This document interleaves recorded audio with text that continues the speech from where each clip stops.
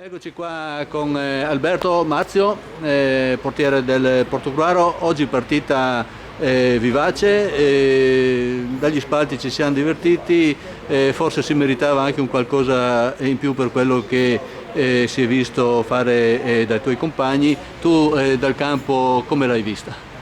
Abbiamo fatto bene, abbiamo detto la nostra in casa, con una squadra sicuramente attrezzata, molto competente, ma abbiamo fatto bene. Ti resta solo il rammarico che magari con un pizzico di fortuna in più, un po' di determinazione in più, potevamo o fare un gol in più o non prendere quello che abbiamo preso, insomma. Sì, perché Carlo Mazzarella insomma, ha fatto due rovesciate, insomma, che è andata fuori di poco. Tu dicevi bene, i due gol sono nati da calcio d'angolo, sviluppo di calcio d'angolo. Quali insidie per un portiere sui calci d'angolo?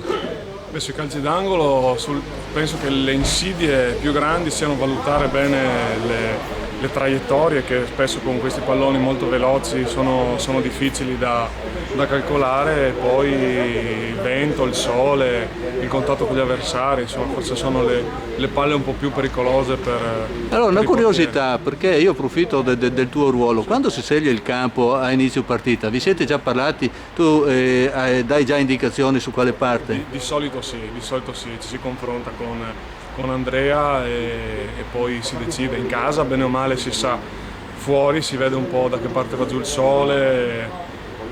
Si sta attenti, insomma. Sì, si cerca di stare attenti, poi è la fortuna, la monetina decide. Bene, allora un 1-1 insomma che tutto sommato ci può anche star bene, è positivo, insomma si è visto una bella squadra pimpante. Chiudiamo questa intervista su di te per farti conoscere un po' di più.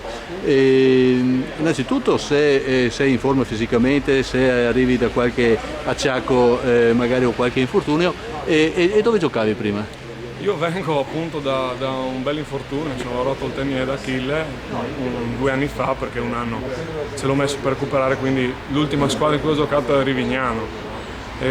Friuli? Quindi in Friuli, sì.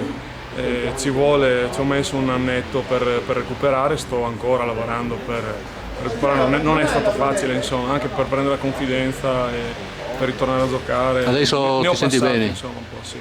Per chiudere proprio, come ti sei amalgamato, come hai trovato Portogruaro? Io penso bene, è un gruppo, allora spesso si dice che, ed è vero, in Friuli ci sono degli ottimi gruppi e questo è un gruppo che posso dire in stile Friuli, cioè ti ha ben impressionato? Sì, assolutamente, siamo ben amalgamati, è un gruppo veramente fantastico, unito, e si vede sia fuori dal campo che anche dentro al campo. Bene, allora domenica andiamo in casa della prima classifica, invitiamo tutti a seguire la squadra, grazie. Assolutamente. Ciao. Grazie.